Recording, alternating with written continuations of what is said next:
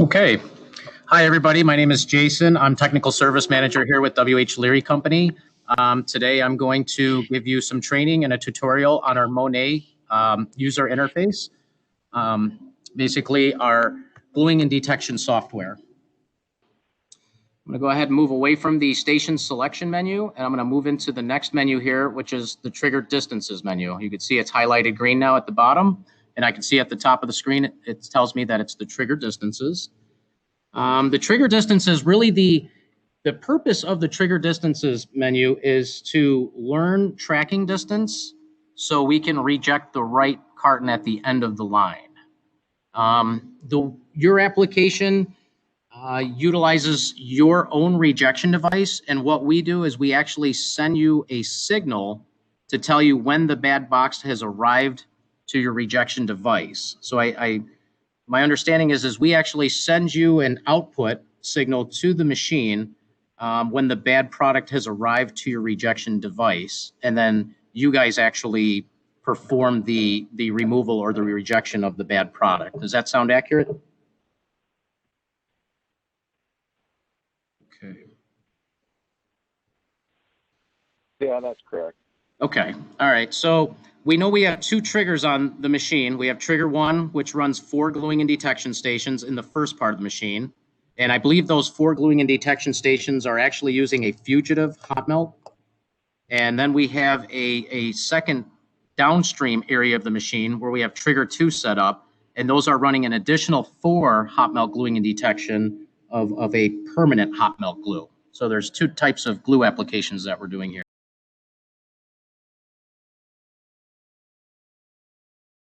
And what this screen is showing me is the distance kind of from one to the other, so to speak.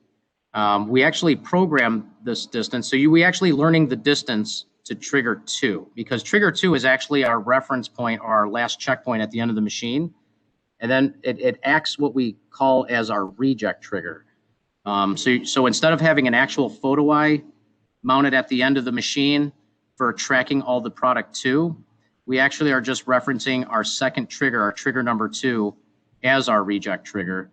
And then within this reject setup menu here, this icon that's kind of top center of the trigger distances screen, if I go in there, you can see this is the reject setup menu.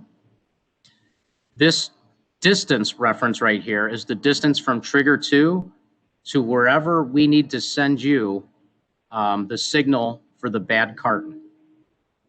So this may have been kind of a bit of trial and error, or this is where you guys landed on the last installation on where our output signal needs to show up from trigger 2, because that's acting as our reject trigger, to wherever the rejection device or wherever you guys need that signal to perform the ejection. So once this is kind of configured, this reject setup menu, you really don't want to change it. Yep. Is that job specific, or is that a global setting? That's global setting. So once this is set, it will not change with the job. It will save to whatever you program it as, no matter what job you change to. Which is what we would normally expect, because even if the job changes and the size of the job is different, the distance between trigger 2 and wherever you're performing your rejection shouldn't depend on what the job looks like or the length of the job. That's just the distance on the machine. Does that make sense? Yeah, it does. I just wanted to make sure, because that's partly why it's so long, because we're in a pitched point by that, and we're not based on can diameter anymore. All right.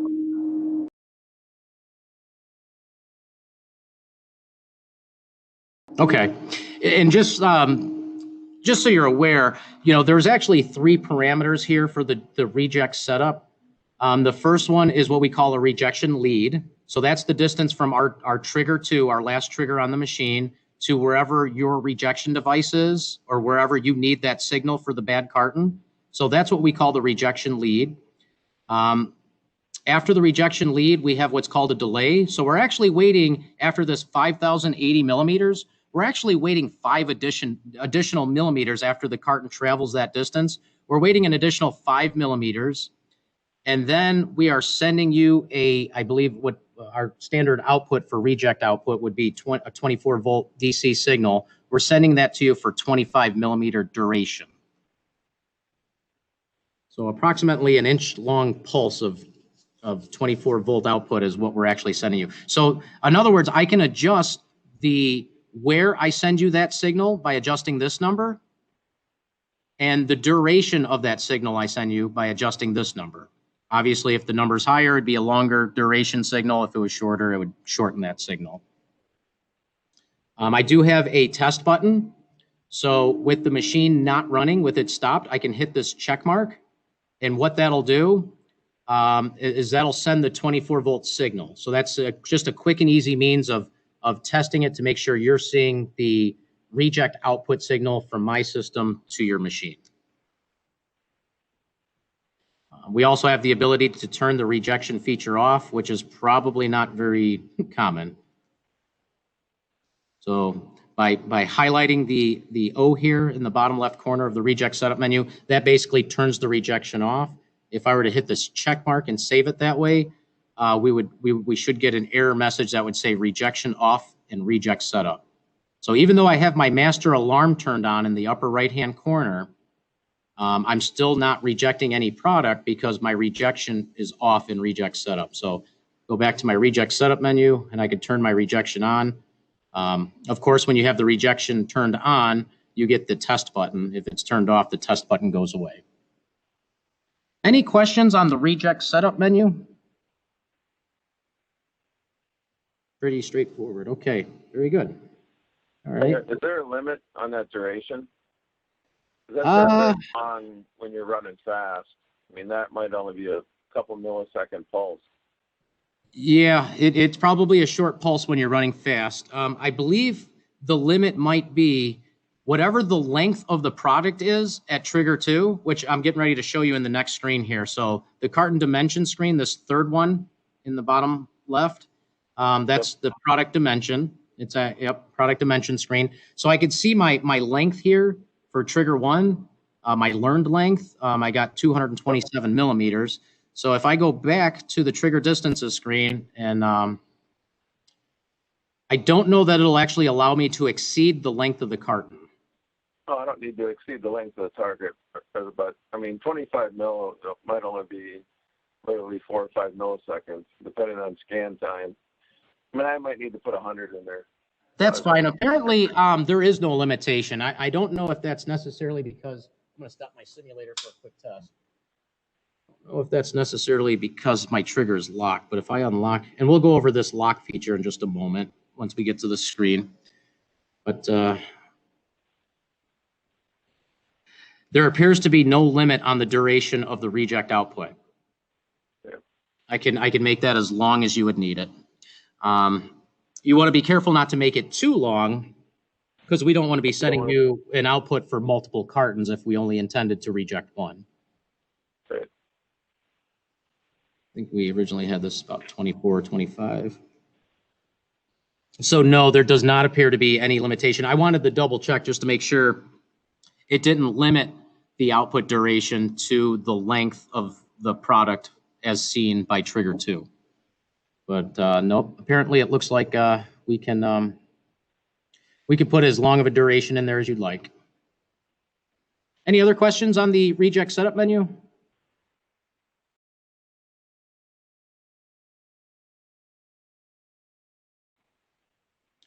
There's a couple of other icons in this menu. I don't know that there's going to be a whole lot of value to you, but just so you have an idea of what they're for or why they show up, this is a machine clear option.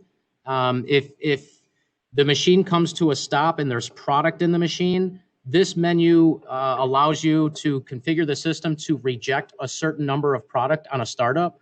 So if the glue started curing and it's been sitting in the machine for a while, you can actually program this menu to tell the system, how many cartons you'd like to reject that have been sitting in the machine.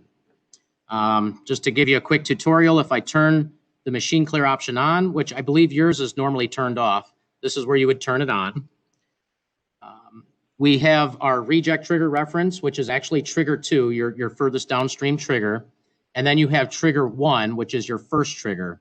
So what this is basically representing is if the machine stops for X number of seconds, which you can program that delay, it could be 60 seconds, it could be as long as you want. If the machine goes down for 60 seconds or more, upon restarting the machine, the system will eject all the cartons between trigger 1 and trigger 2, plus however many additional cartons you want to reject in this value here. So if you want to just be safe and reject 2 additional cartons outside of the cartons that are all sitting between trigger 1 and trigger 2, this is how you would go about setting up this menu for machine clear.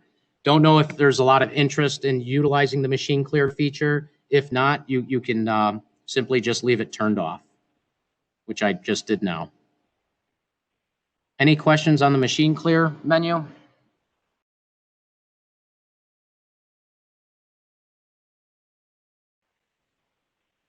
Good. Okay. Down at the bottom of the trigger distances screen, we have these 3 icons. So the most important one is the one in the lower left, the little silhouette of the man reading the book and the globe next to him. That's what we call our master learn or global learn. It's kind of thought of as the same thing. It's what we identify as our global or master learn menu. And when you perform a global or master learn, you're really learning 2 specific things about your job. You're learning the distance between trigger 1 and trigger 2, because trigger 2 is our reject reference point when we send you an output to tell you what carton to kick out. So we need to know that distance between the 2. So we're learning that actual linear belt travel distance. And the other thing we're learning with the global learn is the carton size. So as the carton passes underneath trigger 1 and then trigger 2, we're also taking a quick measurement of the panel that the trigger is set up over. So the global learn basically learns everything. It's going to learn your trigger distances and your carton dimension, or your product dimension. All right. The little learn icon next to that one with the silhouette of the guy with the book and just the trigger symbol, that is only going to learn distance. So we have an icon that'll only learn distance. It's going to be probably more beneficial to you to just remember to use the global learn, because that's learning both distance and size of the panel. Any questions on our 2 means of learning the system, our global learn or our distance only learn? How would you use that global learn? So you hit the button, and then what would be like the procedure to do that? So the first thing you want to do is you want to make sure the machine is clear of product. So you want to make sure there's no product currently in the machine. So we want to make sure the machine's cleared. If the system detects that there's something blocking a trigger, it will actually tell you to remove product from machine prior to learning distances. So I'm going to try that here. If I get a trigger output here, let's see. All right, so I just created a pulse at my trigger 1 and trigger 2. So I basically mimic that there's a carton sitting underneath those triggers. And you can see when I went to go hit the master learn button, it prompts me. It tells me, please clear machine of product before using master learn. So the system can identify if there's a trigger being blocked, that there's product already in the machine, and it'll prompt you to clear the machine out prior to learning distance. And there's a good reason for that. If there's a carton or a product sitting between trigger 1 and trigger 2, and I hit that distance learn, I'm going to get a wrong distance measurement when the product arrives to trigger 2. Because likely product will hit trigger 1, but that first product out of the feed that hit trigger 1 isn't the same one that learned the distance to trigger 2. It was the one that was stuck in the middle in between the 2. So it's important for reject tracking purposes to make sure we're rejecting the right carton, that we have the machine completely cleared of product prior to doing the master learn. So I'm going to go ahead and move the carton from underneath the trigger so the machine is cleared. All right. And now I'm going to hit the master learn button. So now it tells me, so now there's no cartons in the machine. The machine is cleared. I hit the master learn button, and now I just start the machine.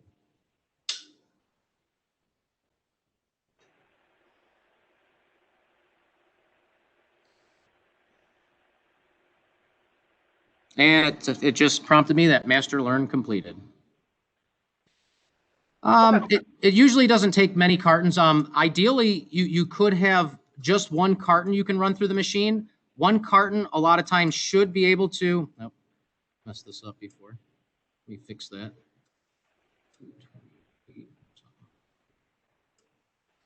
All right, let me go back one screen. That's because we were doing that test.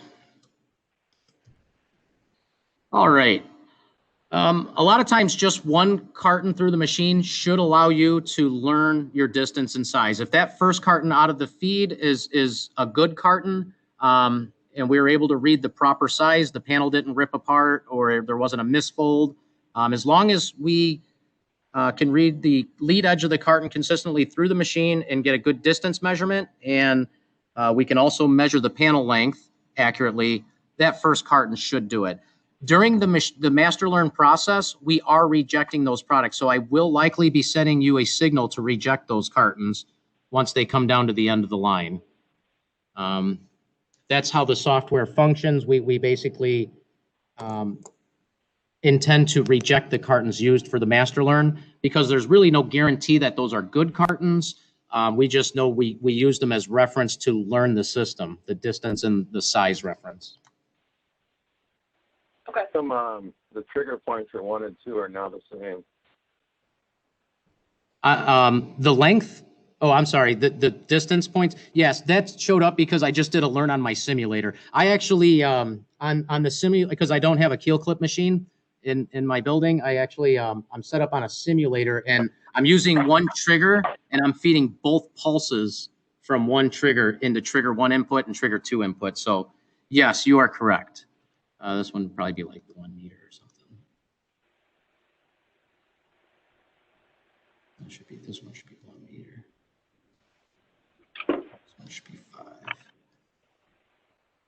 5. I can manually put the distances in.